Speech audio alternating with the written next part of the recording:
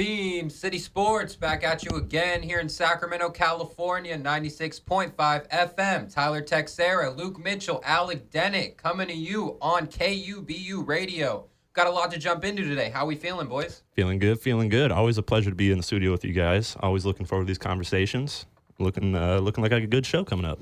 Yes, sir. Always glad to be back for another week, another episode. Let's just get right into it, Tyler. Yeah, let's jump into it. Starting out hot, Mitchell's Man of the Week.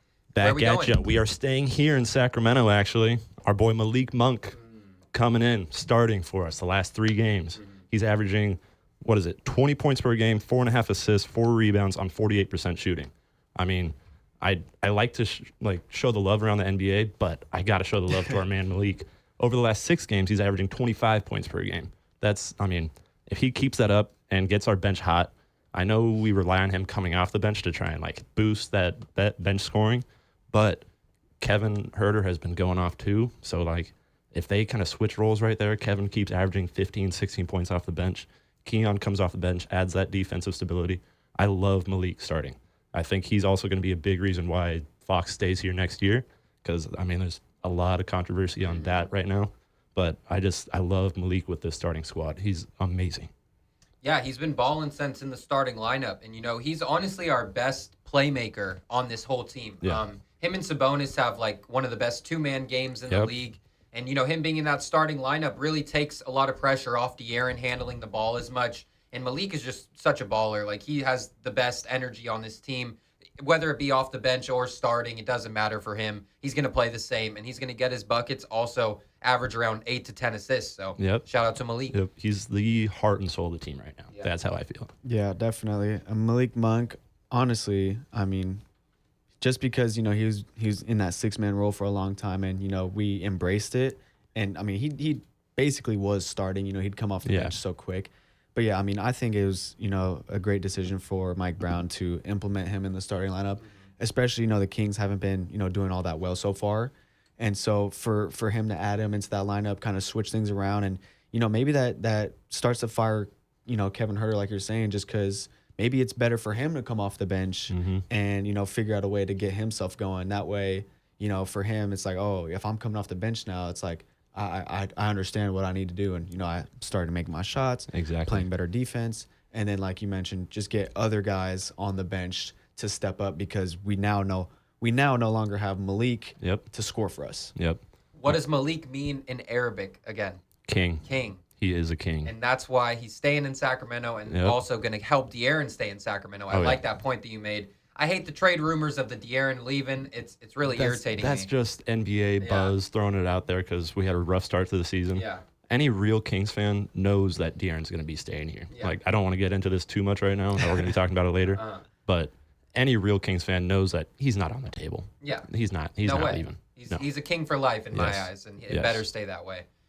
But we can move on to Ty's take of the week. Yes, sir. My take is going around the NBA. We've seen a lot of trade rumors with a star player, especially the other day, saying that he has 3 teams that he wants to go to. I'm talking about Jimmy Butler, and my take of the week is that I don't see a team giving up anything significant to get Jimmy Butler. I do think he still has, a lot of basketball left in his body, but his best days are definitely behind him. A guy, in my opinion, that's more valuable than Jimmy Butler right now is Cam Johnson. I think Cam Johnson is worth, maybe 2 first-round picks and a good young player. Jimmy Butler, I don't think you're getting anything close to that for Jimmy Butler right now. And his contract is about $50 million a year, and he's going to be a free agent next year. He's going to want the max. So I don't see any team giving up a lot to get Jimmy Butler. And, the 3 teams that he wants to go to are the Warriors, the Mavericks, and the Rockets. I don't see any of those 3 teams giving up significant pieces to get him.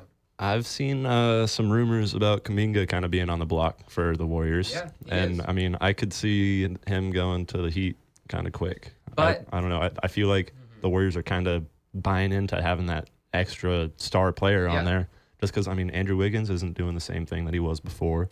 Wiggins is looking like 2022 Wiggs, if I'm being honest. That's why you can't trade for Jimmy Butler right now as a Warriors supporter. Okay.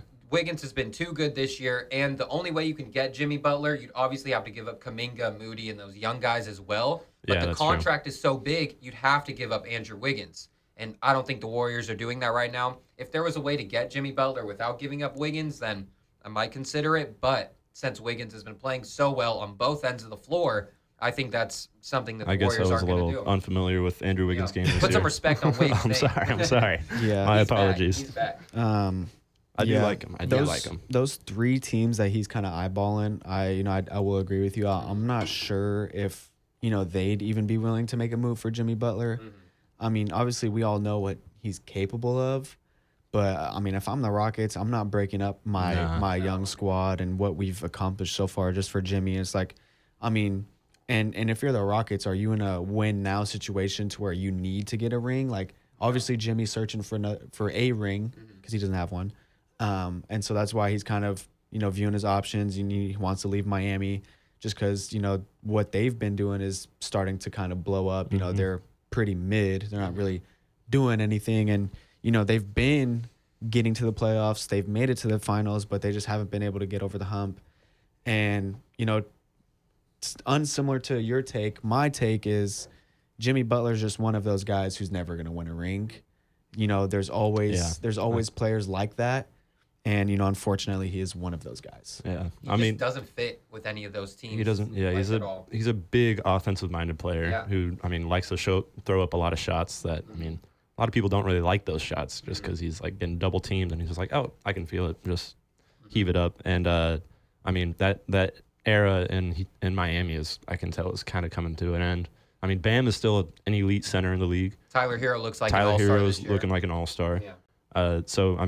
If they want to keep that kind of core squad right there that's still relatively young and can still run the ball really fluently, they really do need to get something from Jimmy Butler, whether it's picks or, kind of a elevated role player. Because, like you guys are saying, I don't think anybody's really going to give up a whole lot for him. Honestly, if I'm the GM in Miami, we might see another like James Harden situation where if he gets traded to a team other than the 3 teams he wants to go to, he might sit out for the year. Yeah. But honestly, I would if I'm the GM, I would do that. I'd send him somewhere he doesn't want to go, because then, maybe you'd be able to get something in return. Because like you're saying, Cam Johnson who's looked really good. Imagine him on that Heat team, and maybe another guy from Brooklyn that they could send over. And, Jimmy might not like it, and, we might see a situation where he just doesn't end up playing in Brooklyn. I wouldn't see that at all. Yeah. But so yeah, if I'm the GM, obviously you got to look at all your options. Obviously Jimmy wants to go to one of those 3 teams, but I would be willing to ship him elsewhere. And at that point, he's none of your business. So if he doesn't play for that team, it's like, hey, we gave you him. It's kind of on him. So yeah. It's a whole business now. It's a whole business. Yeah, just like I was saying, none of those 3 teams make any sense. Like the Mavericks have no one to give up, and he wouldn't fit with them at all.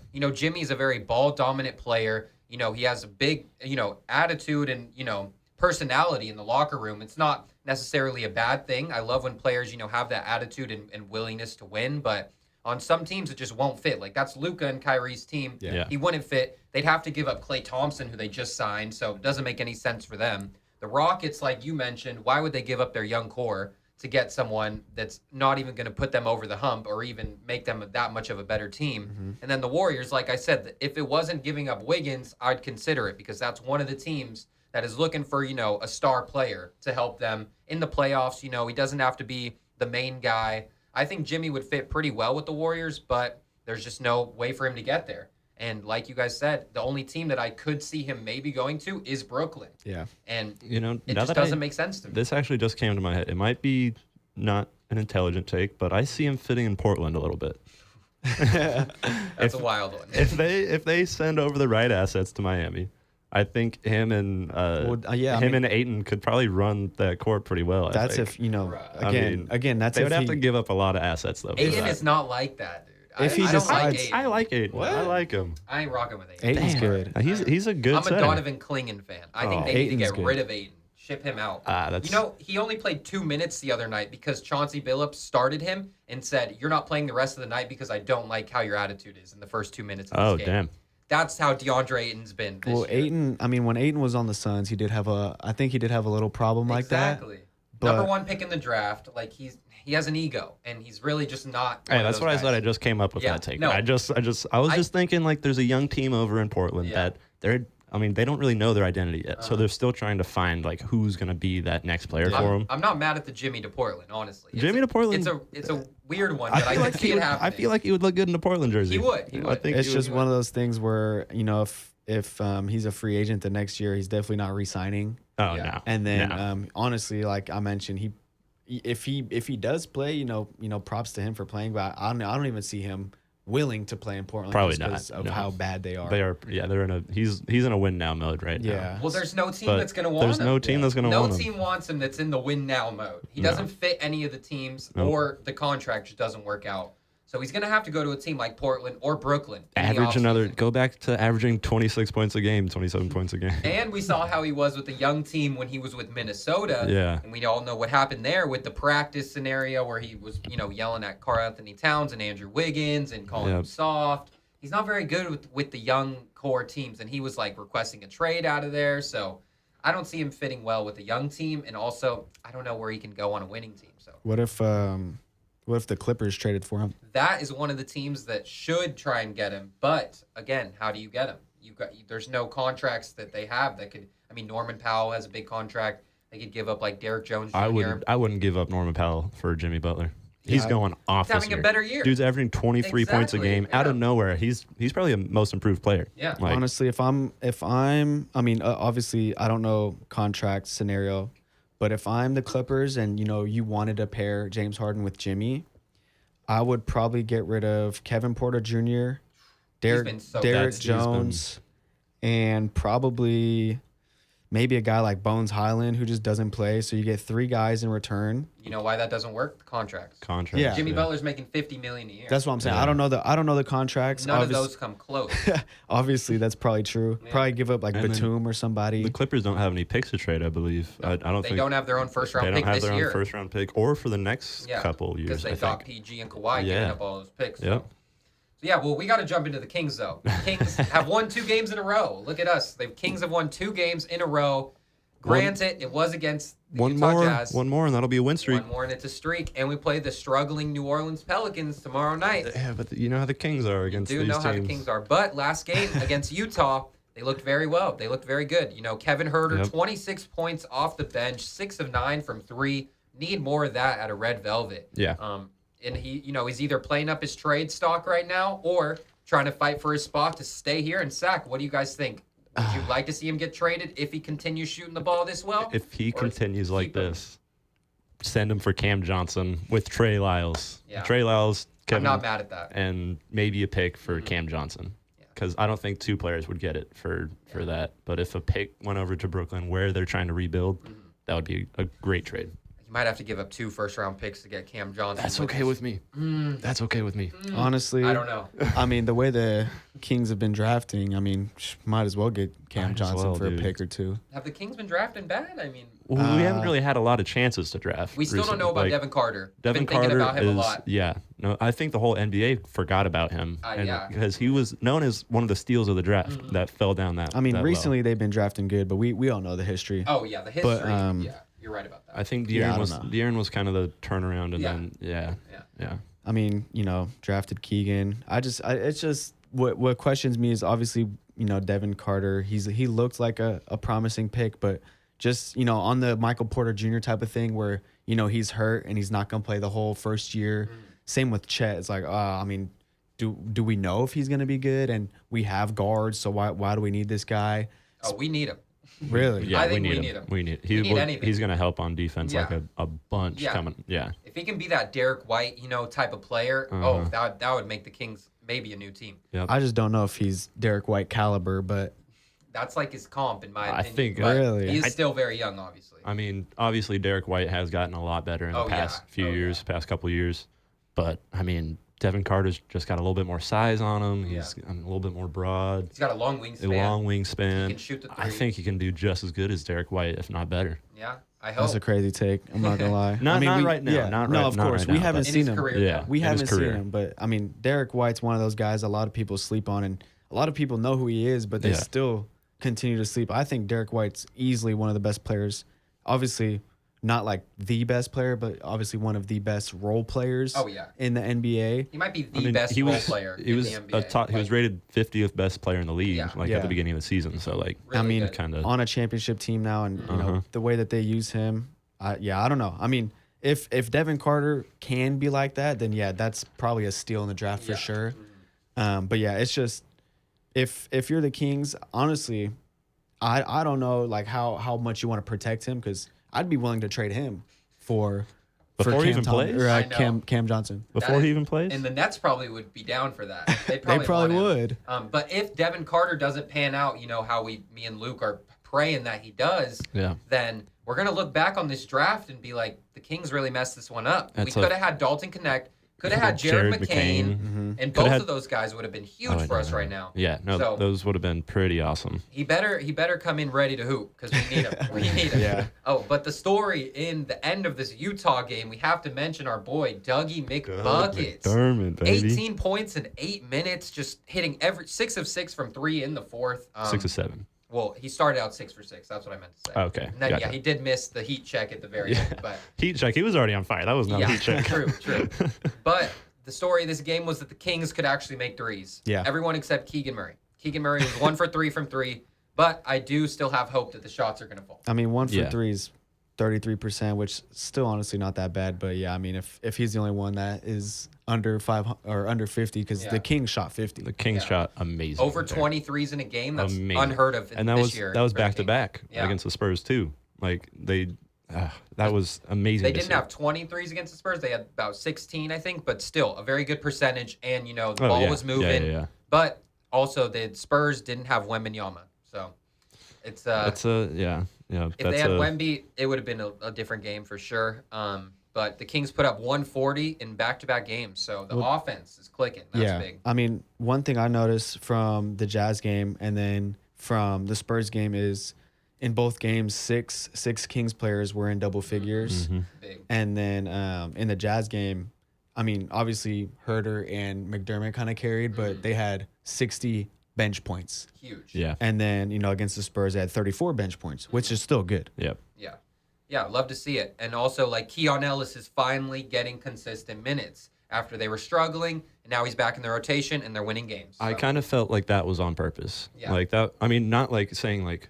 I mean, obviously Mike Brown's doing everything with an intention, but I think that was for the other people to try and get something going. Because Keon was taking a lot of minutes. Keon was taking at least like 25 minutes a game off the bench. I mean, or a little bit more if he was starting. And with those 2 games where he was kind of out of it, I feel like that I was able to see more people coming up and kind of stepping up and getting back in their groove. Mike already knew Keon had his game. Mike already knows Keon's hot and he could play defensive and offensive side of the ball. If someone else is hot, then he steps up, gets 4 steals in a game. Yeah. If like nobody else is hot, then he knows Keon can stand in the corner and splash a 3. Yeah. I So- agree, but we can't. We like can't we keep lost. doing that. Yeah, we can't because we keep doing lost that. those games where he didn't play Keon Yeah. every minute. So it's like you can't you know No. risk wins for trying to get other guys involved. But you know we got to give a little shout out to Chris Paul. He's second all time in assists now. Yep. So shout out to the legend To CP3. Wemby. That's a pretty cool. I mean, Yeah. it's a lob to Wemby, and then Yeah. it just goes. I mean, He easy. already has this year. He has more assists to Wembanyama than he had to Steph Curry all of last year. He played with Steph all last year. He had about 52 assists to Steph last year. This year he already has like 55 to Wemby. I mean, that kind of shows what kind of guard he is. Like, you can't Yeah. put 2 of those amazing because Steph is already an amazing passing guard and Yeah. and then just a shooting. Yeah. But I mean, you know, finish. you look back at CP3 with the Clippers and everything. Yep, that's he was exactly playing what I was with gonna big say. men the whole time. Yeah. So back with Wemby, it's his natural habitat. True. That's exactly what I was going to say. You know, CP3 with Lob City, you know, just throwing lobs to Blake Griffin and DeAndre Jordan. I miss that. That's kind of, I mean, it's obviously not the same to what we're seeing now, but I mean, it's easy for him to throw a lob to Wemby when Wemby's obviously going to catch it and no one's going to be able to do anything about it. Yeah. Yeah, It's almost a cheat code. Like you look at it, it's like that's not fair. What? But I mean, you can't do anything about it. Yeah. You know what else we saw in this game was Zach Collins get ejected. He Flipped off the- flipped Dude's off the ref. Dude is a child. Like the was way he did it hilarious. too. Like Yeah. It was hilarious. I couldn't believe he did that. And the Kings, Katie Christensen on the broadcast was just blown away when he did that. Mark Jones said, he goes, he told the ref he's the one. Yeah, he's number one. He's number one. That was pretty funny. But yeah, we got to move on to the Kings game they had last Thursday. Tough loss against the Memphis Grizzlies. I really thought the Kings were going to win this one. They lost 115 to 110. DeMar stepped up, had 26 points, but Keon Ellis only played 2 minutes. That was really the story for me in this one. Ja got ejected in the game, only had 8 points, and we still lose. So, I think, loss. Obviously the biggest deciding factor for that loss was Fox shooting 0 for 6 from 3. Yeah. He just kept, shooter's going to shoot. I'm not saying he's the best shooter, but at least he didn't stop. And then we allowed 57 points off the bench. Oof. Yeah, that's what I was looking at. That's insane. 57 points off the bench is not good, especially against a team like the Grizzlies, where they have not Sengun, Aldama, my boy from a while ago. 15 and 10 off the bench, and then Marcus Smart 18 off the bench. That's against Sabonis right there. Yeah. If you're getting 15 and 10 off the bench against Sabonis, then they're gonna get the win for sure. Yeah. That game, it was definitely a collective win for the Grizzlies. Oh, yeah. No one had more than 20 points. Everyone was scoring, and honestly, after Ja got ejected, that's what rallied them to come back and get the W. But yeah, Kings definitely, they looked good up until the end. Yeah. And like you said, I thought it was another win for them. For sure, yeah. And obviously until I think when Ja got ejected, and usually I'm not one to hate on DeMar or anything, but when he did get fouled or the foul call, I don't think that was a foul. I agree. That was not a foul. That wasn't a foul. Ja was not tripping for that. Honestly. Yeah. No. I can't believe they threw him out for that. That was insane. Yeah. I know he said something to the ref, but he just started throwing a tantrum, and the ref was not having that. That's what he said. That's so. Refs need to stop with their emotions in the game. I know they're controlling the game. I know they're people, but their emotions are controlling the game right Yeah. now, which is ruining the NBA. Yeah, I agree. Yeah, because usually when DeMar's doing his pump fakes, and normally they're, he's definitely getting the contact. But that one, I was just like, bro. Ja didn't even do anything. Yeah. He didn't really touch him at all. No. Also, DeMar, in the end of this game, made a really bad turnover in the fourth. Kings were fighting back. De'Aaron had it going. He was getting to the rim whenever he wanted. Yep. DeMar leaves his feet on a pass, which you're taught to never do. Only certain guys can do that. Ja is honestly really good at it. Tyrese Halliburton's made a living off that. But DeMar DeRozan leaving his feet to make a pass, turns it over, and that was really the game right there. Yeah. De'Aaron had it going in the fourth, and then DeMar tries to do it himself, and I don't know. It's just not fitting how I thought it would fit in the fourth quarter. We're not a clutch team, and we have two of the most clutch players in the league. That's what also kind of is affecting the NBA is we try to add these 2-star players with each other, and then it just clashes, and it just doesn't really go the way that we wanted it to. Well, one thing that I think, and it's not anything against DeMar because he definitely has his role on the Kings, but I think that this Kings team is definitely Fox's team, Sabonis's team, and now Malik's team. And so obviously DeMar's kind of that vet, he's more than a role player, but vet star. And, he definitely gets his buckets. He's averaging his 20, whatever it is. But I think down the stretch, the ball should really be in De'Aaron's hands and Malik's hands. Exactly. Yeah. That's I'm a big believer in that because, DeMar scores a lot of points for us. He's averaging over 20 points a game for us right now.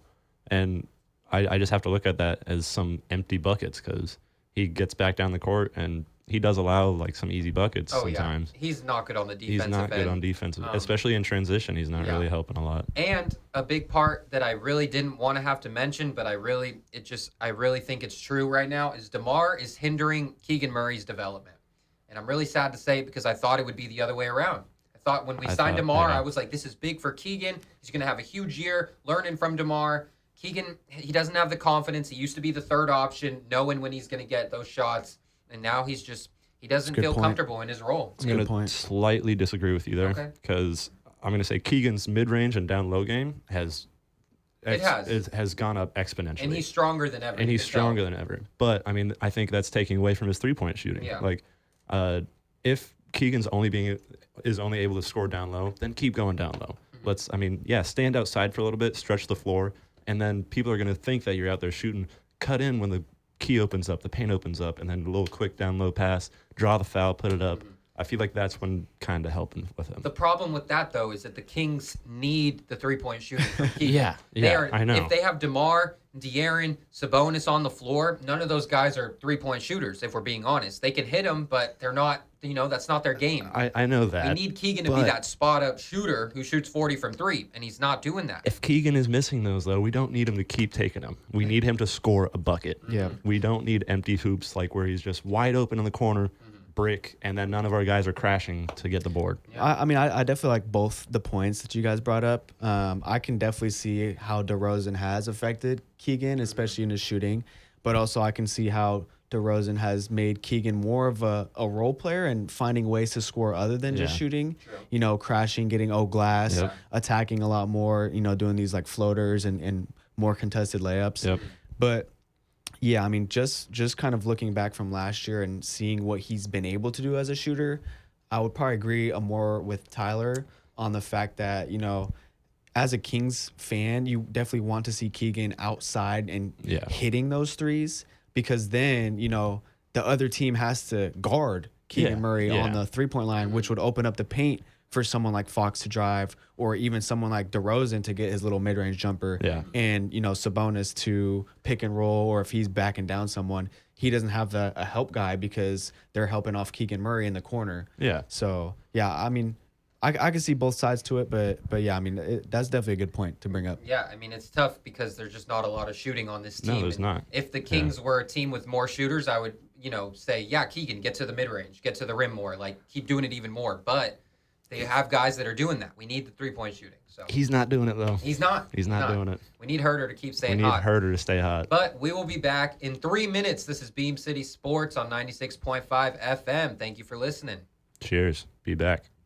We are back on Beam City Sports, 96.5 FM. Tyler Texeira, Luke Mitchell, Alec, Dennett on KUBU Radio. Second half of the show, we're coming in hot with ICU, a segment for an underrated player that we noticed over the last week. Alec, we're going to start with you.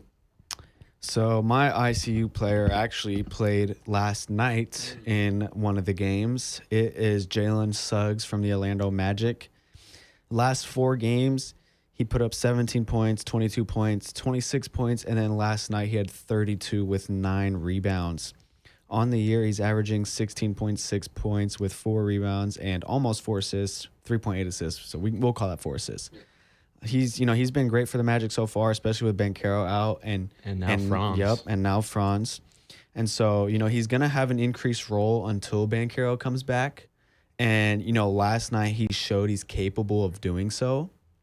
However, I mean, his 3-point game is a little lackluster right now. He's definitely capable of shooting the threes. He shoots them. Exactly. I mean, he does. He's going to get them up. He can shoot. Yeah. I mean, this year it's just been on and off. Yeah. But, I mean, and going back to last night, he kind of gave me a lot of Gonzaga flashbacks. Yeah, just the way that, how confident he looked being like the number 1 guy. Yeah. Shout out Gonzaga. So I do think, I do think, he'll step up a little bit while both those guys are out until Banchero comes back, and then Banchero will be the guy to take over again. Mm-hmm. But yeah, I mean, just while everyone has been healthy, he's just been a great second, third look for the Magic, and yeah, he's had a great year so far. Big fan of Jalen Suggs. I'm a big fan of that. Watching that NBA Cup game last night, he scored, I think, the last 12 or 13 points for Orlando. Went on a big run. Tried to carry them to that win. I love Orlando. I was going to actually pick Jalen Suggs for ICU, but yeah, I switched it up. Yeah, I like that. But also a big thing about him is that he's such a good leader, and that's very underrated, especially from the point guard position.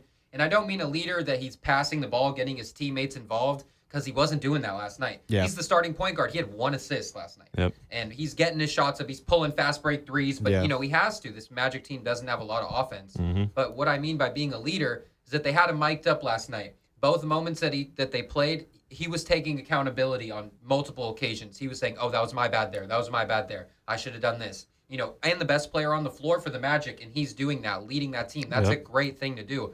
And he's the other thing he was doing mic'd up is hyping up his players. You Yeah. know, Goga Batazzi, poster dunk. They played him when he was mic'd up on that, yelling at Goga, you know, hyping him up. Hyping up Anthony Black, hyping up these other guys, Jet Howard and stuff. Yep. And I just love Jalen Suggs as a player, and I think he's such a perfect fit in Orlando. Yep. Yeah. Yeah, no, I'm a big fan of that. I mean, everybody knows I'm buying into that. Yeah. So yeah, love Jalen Suggs. Yeah, I love that. All right, well, my pick for ICU this week is someone who helped the Washington Wizards get their first win in over a month. Wow.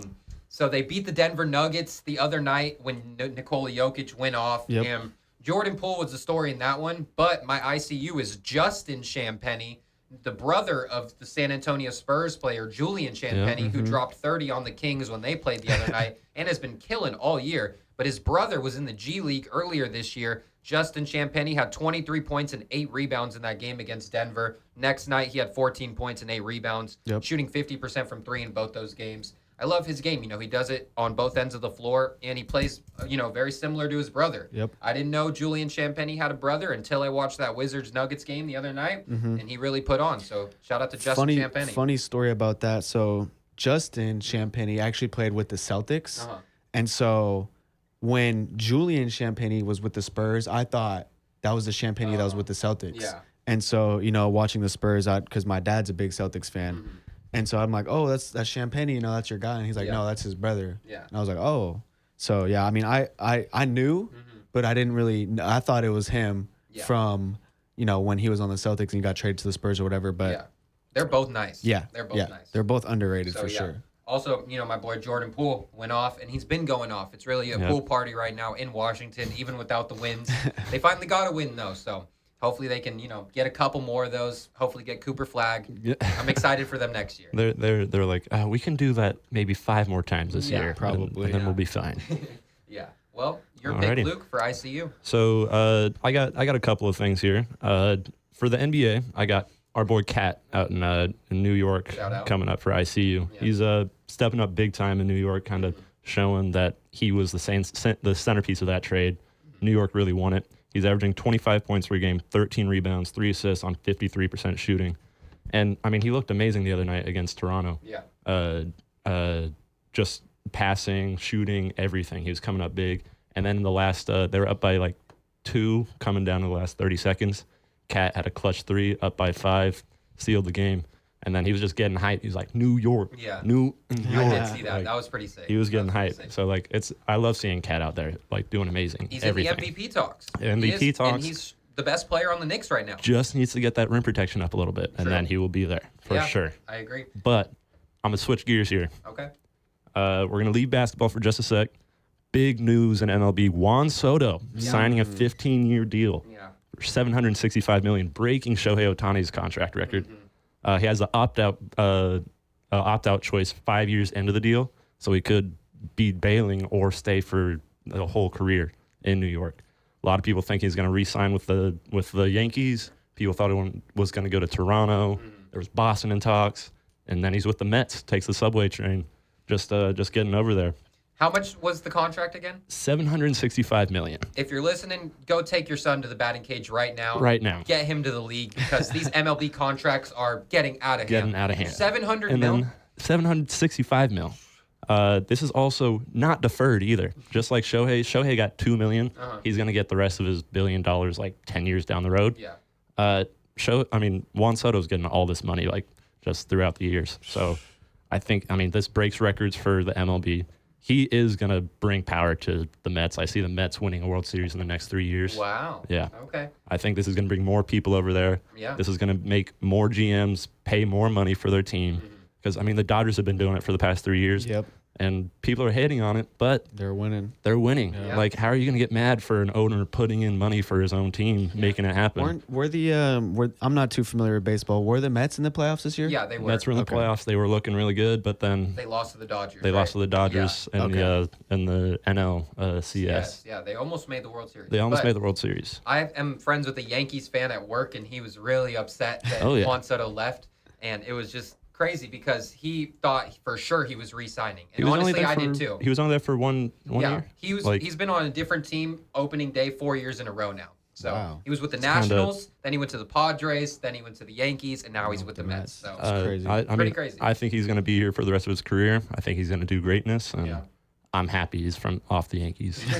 I'm Yeah. very happy. yeah, I like that. I like that pick. Was it Juan Soto the one that was pretty much carrying the Yankees in the World Series, or was it Stanton? No, Stanton fell. I think Stanton was the one. No, Judge fell off. Yeah. Soto and Stanton were the ones kind of carrying them, hitting And, them. yeah, the whole playoff Soto was just really good. Yeah. And yeah, I mean the Yankees fan at work was like, "Oh, he's not even that good. He's not worth 700 mil. I'm happy the Yankees didn't get him." But I'm like, okay. You wanted him to stay for it. I'm pretty sure the Yankees would have liked to have him. Yeah, But, definitely. Yeah, let's. I like that pick. Getting some baseball in there. The A's signed Luis Severino. Yeah, biggest contract Yeah. in A's history. Since Eric Chavez in 2004. Franchise history is the So, biggest one. yeah, crazy. That's pretty insane. A's are trying to win. A's are trying to win. I'm down. I've seen some posts on the A's account. It's just like, oh, there's the tower. They're actually like repping Sacramento a little bit. Sacramento A's, Sacramento man. A's. Yeah. I know. They're getting ready for Vegas for sure. I know Fisher Hope doesn't. not. I know Fisher doesn't want us to say Sacramento. He's like, no, they're the Athletics or they're the A's. So There's stupid. no. It's so dumb. But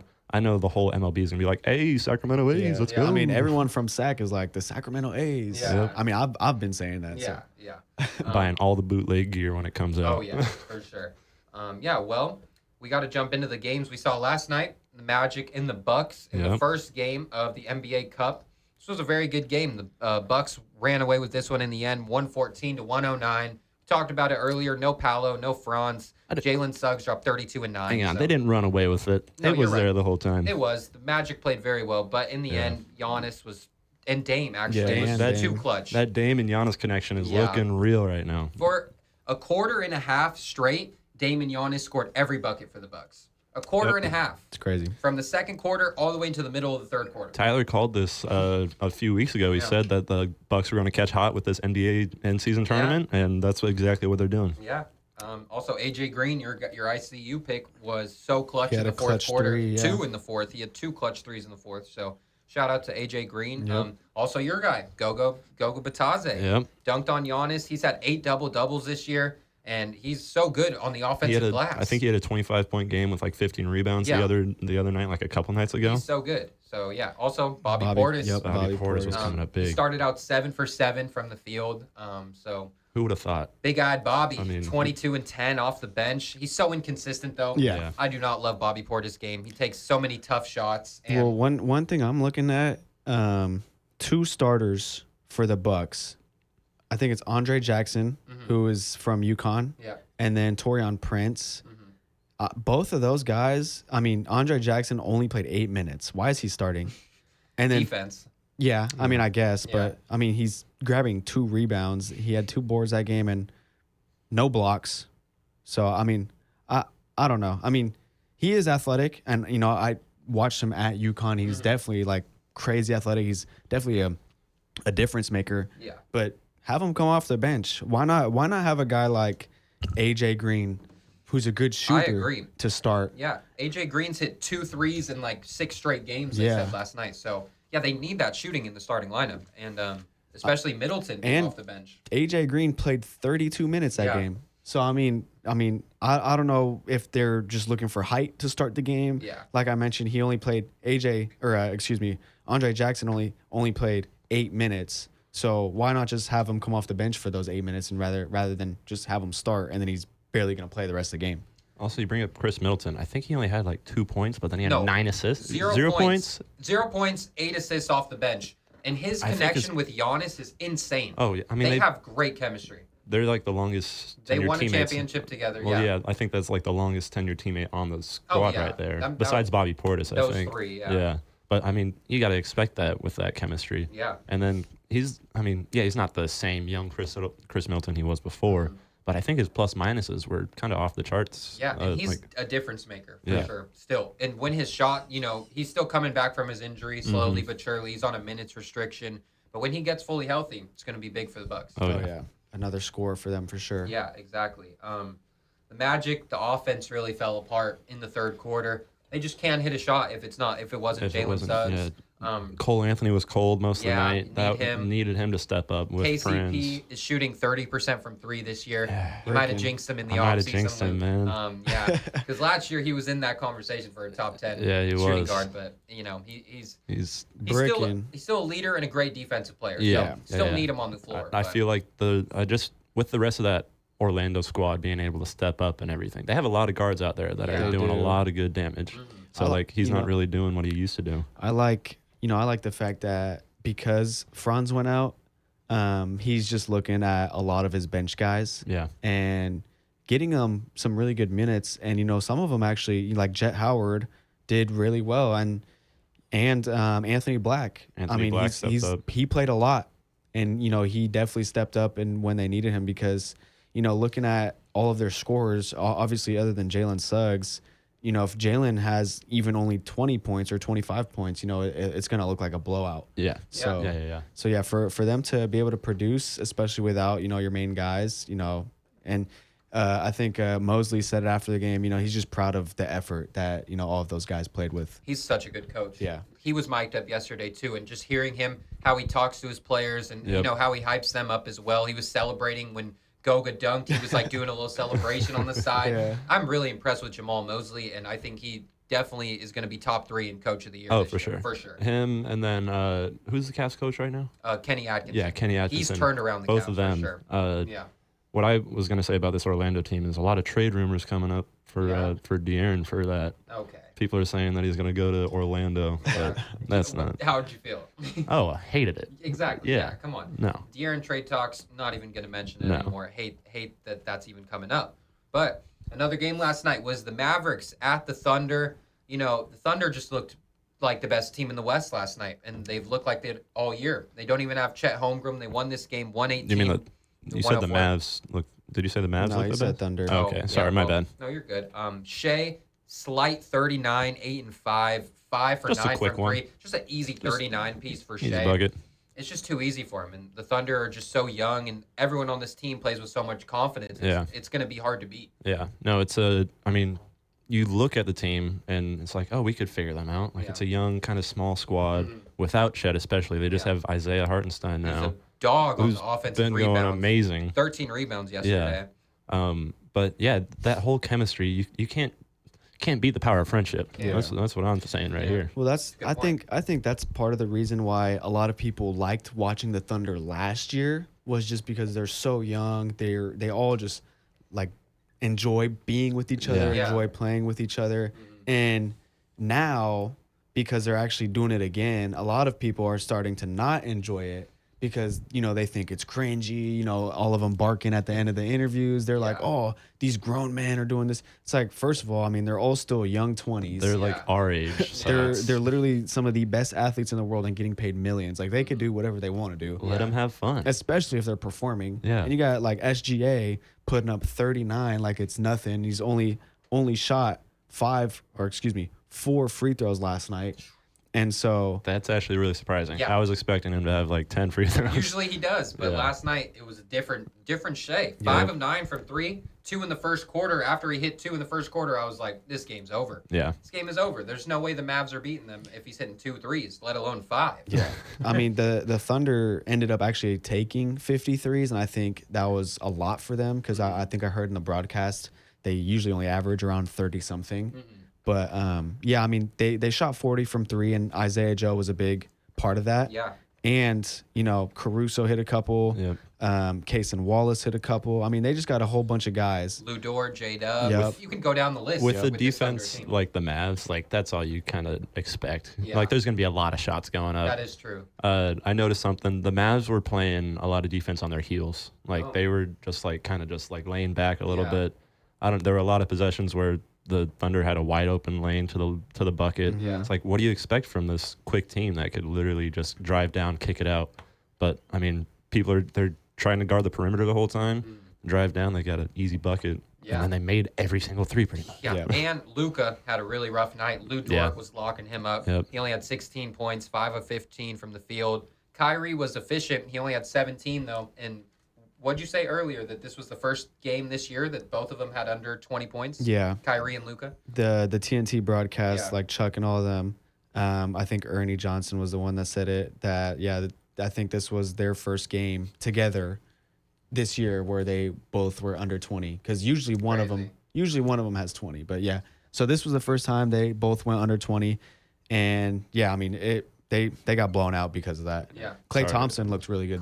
Clay was looking good. Yeah, Clay, yeah. Shout out to Klay. Sorry, 5 of 10 from 3. I was thinking about that the moment on the TNT broadcast the other night with Shaq and Kenny. Oh yeah.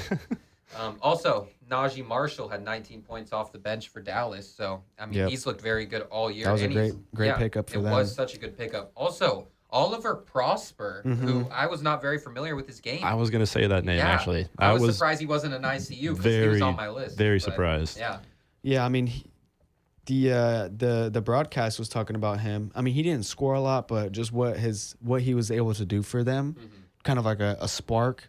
He had great defense. You know, he was doing a lot of good things for the Mavs. It was just one of those nights where no one else was able to kind of step up. Yeah. Especially like Luka. But the Thunder just really kind of.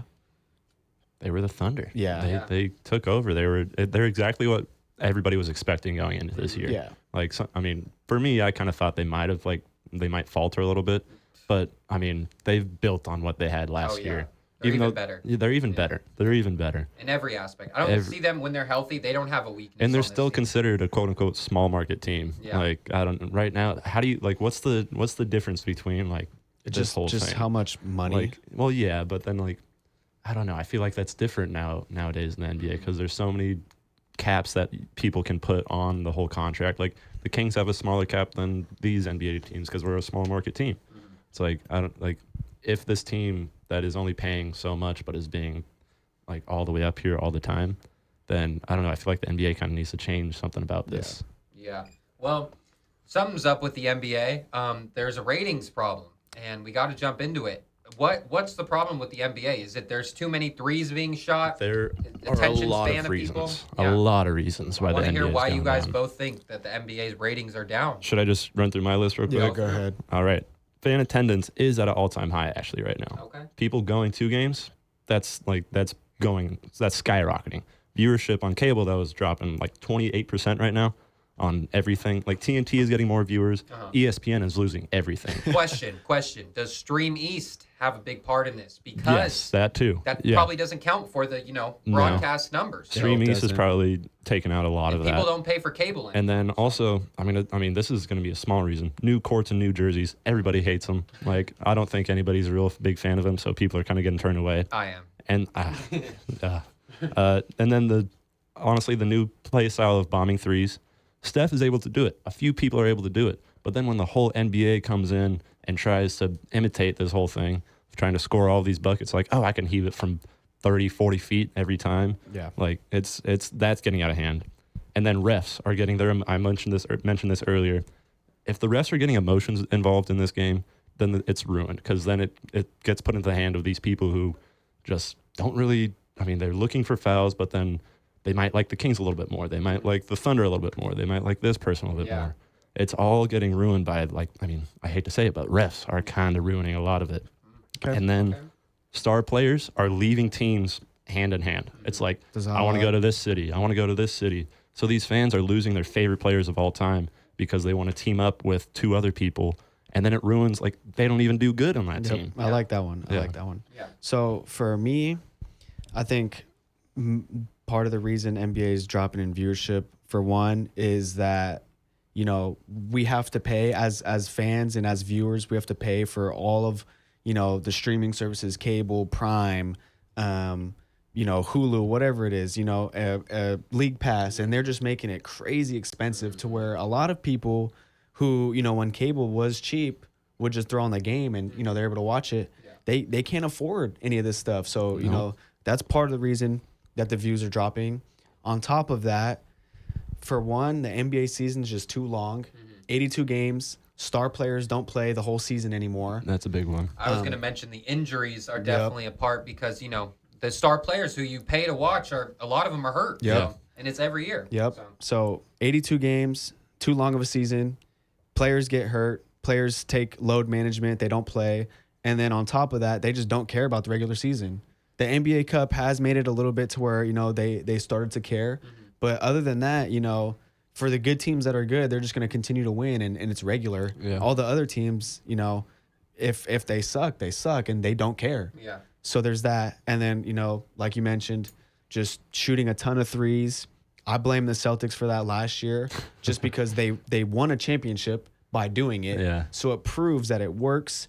Therefore, everyone in the NBA has to catch up. Yeah. And it's just not working for these other teams because they don't have those shooters. It's a copycat league. Copycat. And Yeah. so, that's part of the reason why people don't want to watch is because, and I've seen it on social media where there's possessions where, the guy will chuck up a 3 brick, go down the other end, chuck up a 3 brick, go down the other end, chuck up a 3 and brick. I've seen that. That clip between the Lakers and the Suns. That's exactly what it Oh my was. gosh. Yep. LeBron with 3 straight Yep. missed threes. Bradley Beal with a couple. And it was 7 or 8 And in a row. that's just not good basketball. And why do we have to watch that? And so, but I blame the Celtics for that again, just because.